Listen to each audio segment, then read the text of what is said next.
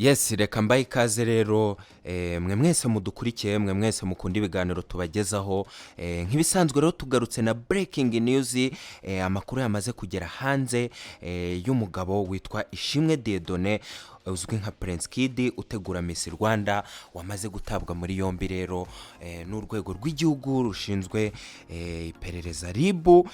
Rero nkaba ntari njyenyine ndi kumwe na Jackma tukaba tugarutse muri aya makuru breaking news yuko Ishimwe yamaze gutabwa muri yombi. Aya makuru wayumvise gute Jackma? Ishimwe Dieudonné uyobora Rwanda Inspiration Backup ni irushanwa ritegura Miss Rwanda, ashinjwa ibyaha by'ihohotera bifitanye isano n'ihohotera rishingiye ku gitsina yakoreye abakobwa bitabiriye iri rushanwa mu bihe bigiye bitandukanye.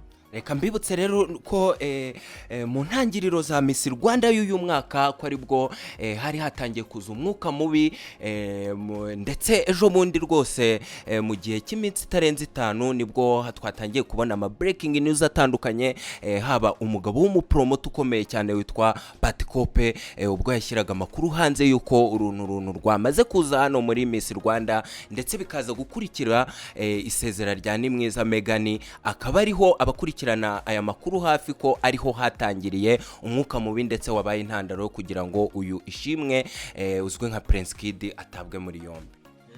Ishimwe Dieudonné usanzwe uzwi nka Prince Kid ubundi ajya gushinga iki kigo gitegura irushanwa rya Miss Rwanda, yarasanzwe ari umuhanzi. Yes, nagira ngo nongere mbibutse gatoya ukuntu Miss Rwanda y'umwaka ushize yari yatwawe na Grace, yayibanjirije rero yatwawe na Naomi. Naomi ari mu ba Miss batangiye kwitwara nabi ndetse bagaragaje kubana nabi na Prince Kid, ndetse agitorwa kiba Miss aza kugerageza gukura ibikorwa bye muri management ya Rwanda Inspiration Backup, ahubwo asaka management ye ku ruhande, ndetse bigaragaza yuko rwose yari yaramaze kubona umurongo uyu Ishimwe yakoreragamo, ndetse hari ibyo batumvikanagaho, dore ko n'ubundi akurikiranywe y'icyaha cyuko hari ukuntu yagiye yaka ruswa ishingiye ku gitsina aba bakobwa bagiye bitabira Miss Rwanda, ndetse cyane cyane akakwizeza yuko kuryamana nawe bishobora kuza kuguhesha umwanya mwiza cyangwa se ukaba wanakegukana iri kamba. Uyu musore afungiye kuri sitasiyo ya Remera aho iperereza rigikomeje ku byaha yagiye akora mu bihe bitandukanye, igikomeje dosiye, ndetse yafashwe ku wa mbere tariki 25 Mata 2022.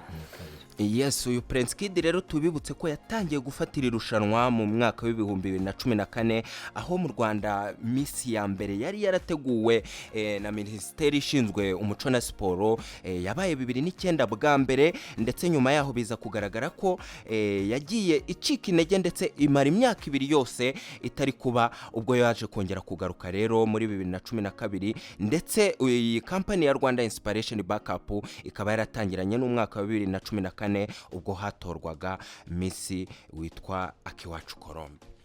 Amakuru dukesha ikinyamakuru cya Igihe nuko ngo hari abakobwa bari bamaze igihe bamaranye igihe akangononwa kubera ruswa yagiye abasaba ishingiye ku gitsina kugira ngo babashe kugera kure mu irushanwa.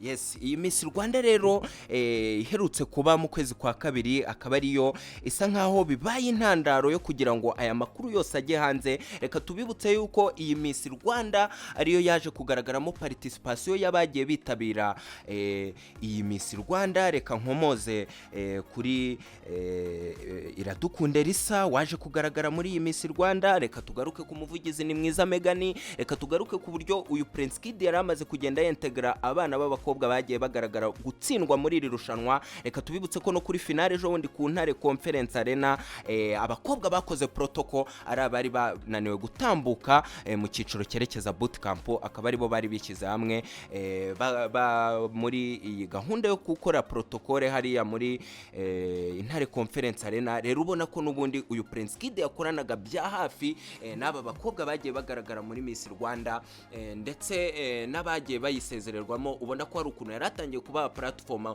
ndetse abafasha. Ariko nagira ngo ngaruke kuri interview Mutesi Jolly yaje gushyira hanze ubwo yatwaraga igihembo cya The Choice Award kuba ari umwinfluencer w'umwaka, ubwo yaje kuvuga atangaza amagambo atari meza, ndetse yaje gukurikiranwa na benshi, ndetse abinfluencer batandukanye bagaruka bayasesengura, ubwo yakomozaga kuri uyu mugabo witwa Prince Kid avuga ngo rwose aka karima ke ka Rwanda Inspiration Backup namufashe rwose babane neza, ndetse ko nta hana agomba kumuhungira. Bigaragara ko aya magambo Mutesi Jolly yari yakomojeho rwose nawe hari icyo yari yizeye, ndetse hari uburyo yari atangiye kugenda yataka boss we Prince Kid. Ubona ko rwose ayo makuru atandukanye yagiye yongera ahabwa umurego n'amakuru yagiye hanze yakonfirimwe n'umuvugizi wa RIB Murangira BTR, ubwo rero yazaga ku breakinga yuko Prince Kid yamaze gutabwa muri yombi. Kwa bakobwa bagendaga bamunyura imbere mu irushanwa, hari abo yasabaga kuryamana nawe, ubyemeye akagera kure mu irushanwa, ubyanze akagarukira hafi mu irushanwa. Yes, rero nubundi iyo nkuru ni inkuru itashimishije benshi, ndetse biri kugaragara ko iri kugenda hasohoka ndima episode atandukanye. Rero twari twihutiye kugira ngo tubagezeho iyi breaking news kugira ngo mubanze mumenye ibiri kujya mbere, ndetse n'akavuyo kaje muri Miss Rwanda ku buryo bishobora no kwafecta rwose Miss Rwanda, ku buryo ishobora no kwamburwa iyi company, ndetse hakaba impinduka zitandukanye, kuko turi muri gahunda yo kugira ngo mu Rwanda rwose ikijyanye n'ihohoterwa rikorerwa igitsina gore ubona ko ari ikintu cyahagurukiwe cyane. Rero ibi bintu bishobora kuza kutamugwa amahoro. Reka dutegereze izindi episode n'andi makuru ari bugenda asohoka kuri iyi nkuru, ndetse nubwo hari kugarukamo uyu ni mwiza Megan wari umuvugizi wayo, nawe rero hari andi makuru ashobora kugenda asohoka gahoro gahoro y'ibijyanye n'ifungwa ry'uyu mugabo.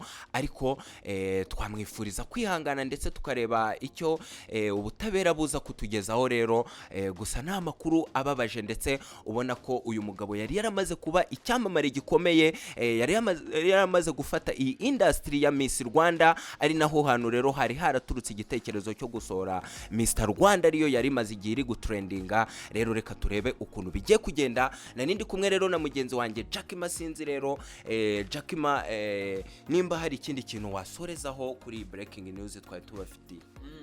Icyo nazi